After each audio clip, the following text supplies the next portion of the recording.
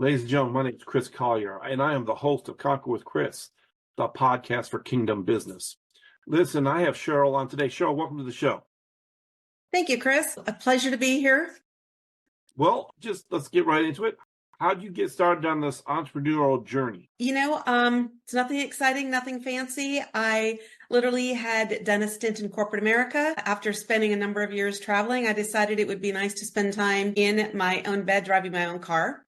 And so I got into the teaching realm, and I was really enjoying teaching until that kind of changed the dynamics. The movement was more towards politics and test results and scores and less focused on children. And so I decided it was time to make a change. And so I actually am grateful that someone shared some business services with me that I was able to then make into a career. And so I now help support small business owners, whether you're a micro business, a mompreneur, a small business owner. I love working with women business owners, but don't get me wrong, I support the men too.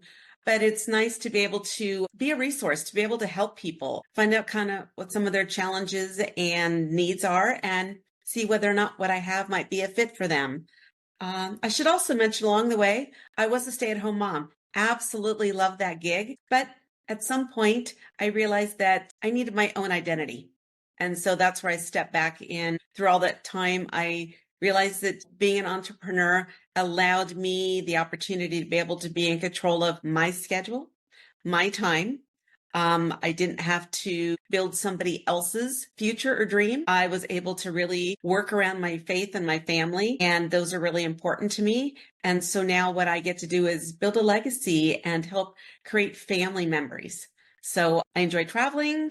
I enjoy spending time with family. As a matter of fact, I'm here helping my daughter who has I guess she's 12 days old today, new granddaughter. So that's really exciting. I am leaving to go back home today, so I feel kind of mixed. I'll be grateful to get some sleep in my own bed again, but I'll miss the little darlings. So anyways, that's kind of my journey and what brought me today to really just helping people. That's what I really enjoy. I grew up serving. My father was a deacon in the church, and we grew up practicing, faith was a big part of what we did, and going to Christian schools and really learning the golden rule and not just learning, but practicing. And so in everything that I've done, I serve. I actually currently sit on the board of a couple of nonprofits and helping just support others and give back to others. And so, that's kind of who I am. I want to touch on something you said. I think that's a missed thing in culture today is service, right? Service is huge. And people think, I was at a restaurant and they said, don't call me a server. I don't like that word. I said, but that's what you do. You serve food. And they said, I don't like that. I'm like, okay, all right. And I finally let them just say what they wanted. But I think it's interesting because, like, the greatest always serve. The greatest, it's scripture, as a matter of fact. The greatest among you is the one who serves the most. So how do you incorporate that into business and stay attached to the input but not the outcome? So that way you're making money, but that's not the goal. The goal is to serve, right? Absolutely. Well, I wake up every morning being grateful and asking the Lord to help me in what I do that day in terms of connecting with people or talking to people. I love networking. And so I belong to a chamber. I belong to a couple of organizations. And so really it's about meeting people where they're at. So whether I've met someone from online or whether it's in person, I definitely just start a conversation. I try to make a friend. I find something that there's maybe a commonality, and then I try to draw into that a little bit more. What's going on? Chris, everybody has a story. And so whether they've started a business, they have a passion, whatever is going on, there's some story. And so I try to dig into that a little deeper. I ask questions, I listen, and I also then take a look at what's going on And hopefully with some of the business services that I help them with could be a fit, or maybe it's not. Maybe it's a timing issue. But if not, I'm also a really good connector because I have a lot of other resources besides ones that I help provide. And so I hopefully can find them a fit for a need that they have going on. And if not, you know what? At least I've made a friend. That's always, it's always great because too much of business today is if I can't help you, I don't know. And too much of business today is if it doesn't help me, I can't help you. I've found a lot of great people, though, going against that grain. And it's good to see those people like yourself, that really practice the art of serving, getting to know people, making friends, finding the story that they're living, they're telling in their life. How would you, if you met someone today and you're making friends with them, how would you tell them to get started if they want to get started in something similar or maybe a little bit different than you? They just want to work for themselves. How would you frame that for them, and how would you get them to share their story with you so you could better assist them? Sure. No, that's a great question. Start out by asking them a little bit about their family. If they, tell me a little bit about you. Do you have a family? Do you have friends? What are some of your hobbies? What are some of your interests? Because what I might have to offer them as an opportunity might not be something along the lines of what they're looking for, but the concept might be something where I can help guide them to something else that is a better fit. I think these days with the turmoil that has kind of happened with the whole pandemic and people being laid off with inflation, I think there's a lot of people that are struggling. They're challenged with how to make ends meet, and they're having to make some tough choices. And honestly, if they could make a little extra money with a side gig, side hustle, whatever that might look like for them, is a really good discussion to have. And who knows where that might eventually end up leading. When you think about life, a lot of people hold different jobs, right? Why can't they then find a side hustle through a couple different opportunities to find the right fit for them? So it's in asking questions, what are some of their interests? What's their background? What do they enjoy doing? Are they open to looking at something where they could be their own boss? They could start up their own business, because not everyone is meant to run their own business. Some people are really, really good employees, and there's certainly a lot of businesses out there where we need employees to be, as you said, the waiter, the waitress, the server, whatever they'd like to call themselves, right? Or the mechanics, whatever that might be, right? So some people are very, very happy being the employee. They don't always have to be the employer. And on that note, you could be a solopreneur and don't have to have employees. But now stepping into entrepreneurship, it's not easy. It's simple to do, but it's not easy. And there's definitely a lot of challenges, but I think it's important to do research and follow something that you have an interest in. And that is something that when my daughters were going through school, I always just kept asking them, well, what interests you? I don't know what major I want to be. I don't know what I want to study. I don't know what job I want. Find something that interests you, because there's nothing worse than doing something that you don't like. Oh, man. You're preaching now. And honestly, the world is changing every single day, whether it's technology, whether it's AI, whatever it might be. And so there's so many opportunities to develop and grow you and what you'd like to do. And if something isn't a fit, then change. Sometimes things change for you, and you have to, go along with moving that cheese. So it's, it is very interesting. Again, I let that conversation flow and then ask them if they're open to looking at what I do, because that's something that could, be of interest to them. And again, having resources, if it's not my company, then it might be something else along a different path that might be a good fit for them. Gotcha. Sounds great. That's great. Great way to attack it or deal with it, address it. That's wonderful. So what is your end, like, if you could put together your end game, not talking finality here, I'm just about, like, if you were at the highest level of what you think service is for yourself, what does that look like, and how are you impacting people now? Well, that's a great question. I feel like I'm always evolving. With the services that I provide, I work with a company called Legal Shield. So I offer legal services to individuals. It's what I first was introduced to. But then I really saw because my husband works a lot with small businesses, I saw the need for them, whether you're a micro or a small business owner, having that support, that guidance to understand exactly what to do and how to do. All of us deal with a lot of different decisions on a daily basis. Many are legal in nature. So having that as a cost-effective resource to be able to have a go-to, when you have a question, care, concern, I'm all about being proactive and not reactive.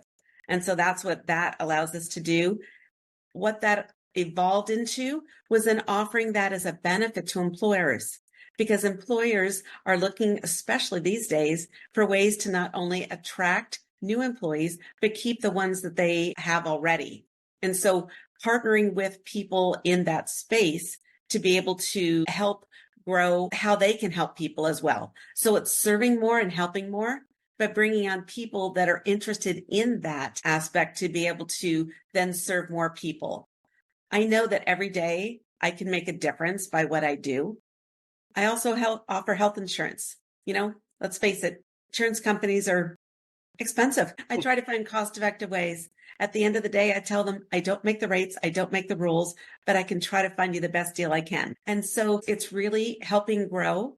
This past year, I actually brought on an employee, so I entered into that realm, and I'm looking to help grow my businesses by adding more people. The health insurance is something that is state specific to where I live, but with the Legal Shield and the other business services, my core market share, a few other of the companies that I partner with, they are nationwide. So it's an opportunity if someone's looking for just a way to help serve and help people. If you don't like helping people, it's probably not a good fit. But my end goal is to be able to, I'm building a leveraged based company that allows me more freedom and so that I can give back more. I want to be able to give back to more charities and more organizations and more nonprofits that actually need that assistance and guidance. And so that's kind of my end game. Traveling, my goal is to travel to one new country every year. And I think, while we're talking about business and some of those goals, I think it's also important I try to maintain a healthy lifestyle, because you either spend your money now and your health is at risk, or you're going to spend your money later on paying for the health that you didn't look after. So I think it's really important to look after our spiritual self, our health and while we're gaining that wealth, and what else can we do to help and serve? So it is a much bigger world. So my end game is to be able to leave a legacy so that my daughters and my grandchildren have a little help and guidance in terms of what their needs. I'm not looking at trust fund babies, but, just being able to help and guide people. And so just want to live comfortably and be able to travel. And as I said, create those family memories and building that legacy is really important to me. And where can people find you, Cheryl? Pardon me? Where can people find you? That's at CherylCobbin.com. So that's my website. So that's CherylCobbin.com. And that is a website where I have information about me and information about the different services that I do to help business owners. One of the things that I think has helped guide me in my path, I have a very supportive spouse. We've been married for a number of years. Just like businesses in life, marriage can have challenges too, but being able to work through them and having the faith and realizing that God is there to help us overcome some of those, or work with and deal with and help overcome some of those challenges. As I mentioned, 2 beautiful children. As a matter of fact, one of my daughters, because of her servitude, she ended up, after she graduated from college, going into the Peace Corps for 2.5 years. And she served people over in Africa. And so that's an example. Both of my daughters, as they were growing up, I got them involved in a mother-daughter organization that taught them the importance of serving different people, whether it was at a soup kitchen, whether it was helping seniors, whether it was helping with an after-school program, cheering on Special Olympics. There was a variety of different things that we did because I wanted them to realize that we live in a bubble. There's a much bigger world out there and there's a huge need, and realizing that we can always be giving more, whether it's of our time or whether it's monetarily, to be able to help people. So, do you have a favorite scripture or quote? Oh, I do. And I kind of alluded to that a little bit earlier, but it was Philippians 4.13, and it's, I can do everything through him who gives me strength. And I think even more so in these days, just knowing that we've got a go-to when we've got some challenges allows us to be able to overcome. And even if it's a small challenge or what we think is a small problem or issue, just personally, financially, business-wise, I think, knowing that God is there for us. And I honestly don't know how some people deal with or cope with life when they don't have him and his guidance. That is so true. I don't know how. I wouldn't want to know. I don't want to know. It's too hard to do without.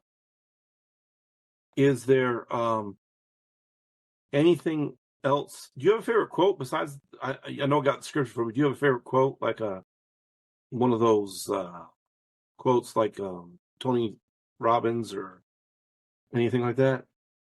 You know what? I love Jim Rohn. Anything Jim Rohn. There's some really great mentors that have been out there. I'd say one thing to keep in mind, I call it ABL, always be learning. Never stop reading. I think a lot of people stop reading when they leave school. Like, yay, I'm done. But I listen to podcasts. I listen to audibles when I don't have time to read a book, but I'm always reading a book, one book at least every single month. And it's helping me grow as a better person, so I can be a better mother, spouse, leader, mentor, friend. And because the world is changing, and I always try to focus on what I can control, not what's happening necessarily around me.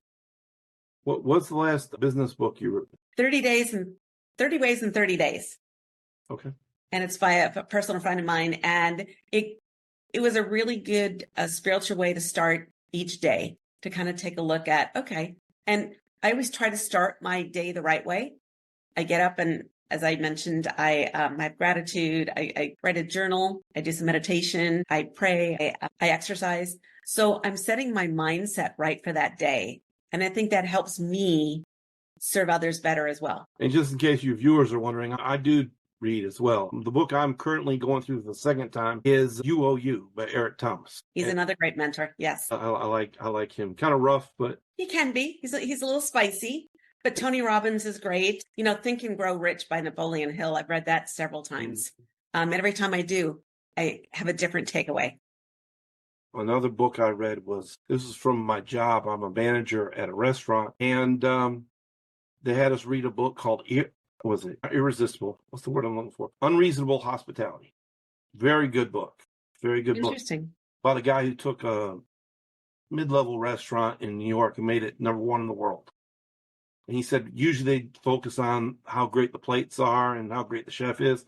They did it by unreasonable hospitality. And it's just a good book. One of my favorite reads had all year last year. That's great. And there's so many good books on that note. And I think it's great because you and I could both read the same book and we come up with different aspects that reached us. Absolutely. So again, where can people find you again, Cheryl? CherylCobbin.com is my website. Any last words you have for the people today? No, I just, I hope you got something out of my message today. And if you're interested in exploring the opportunities that I presented, whether you're a stay-at-home mom looking for something where you needed more of an identity or you need to pick up a little extra income, honestly, I first thought, this would be a great way to help support my kids' fun activities, whether it's soccer or cheerleading or whatever their interest might be. And it evolved into a full-time career. And I'm ever grateful for the opportunity that someone shared with me one day. And you just never know. Again, I like you're working with mompreneurs. I think it's really important to make sure that you're setting things up right. If I could share a couple quick tips, as a business owner, I think a lot of times we tend to go at it on our own. And while Google might be a good resource, sort of, there's no fact check on what's going out there in terms of what information people are putting there. So it's really important, especially if you're starting a business, to start it right. Use an attorney because you're going to get into agreements. And while a handshake and a wink used to work, that doesn't work so well anymore. and especially when things go south. So just having, as I mentioned, I've got cost-effective way as an option. It's not necessarily fit for everyone, for using an attorney and a CPA, because a CPA can actually help save you money. Do you need to set up a business entity? Don't you? I don't know. That's very individual. But having, again, those ongoing resources to help you deal with life. Because, Chris, I think life has become a lot more complex and complicated, and in every aspect. So definitely setting yourself up properly. But I think I digressed a little bit, but definitely mompreneurs. I love helping, the small business owners. And this year I've decided to focus on helping women own businesses because, we do life just a little differently, and that's okay, because so do the men, and that's okay, and we work together in the same sandbox. So that's okay as well. So I hope, so again, small business owners, just, do you want to have a conversation? If you want to learn a little bit more, I'm happy to have that conversation, because at the end of the day, I make a new friend. Yes. That's very good. I'm stealing your make a friend thing. I like that. No, we don't steal. We copy from a cat. That's what I was always taught. No, because I'm also a pastor, we say that to each other a lot of times. I'm stealing your title or your part of your message, and I'm not even going to give you credit for it. It's the joke we have amongst pastors a lot of times. So I appreciate you being on. And for all my folks, please subscribe. And hopefully you got something out of this. Have a great day. Thank you. Bye, Chris.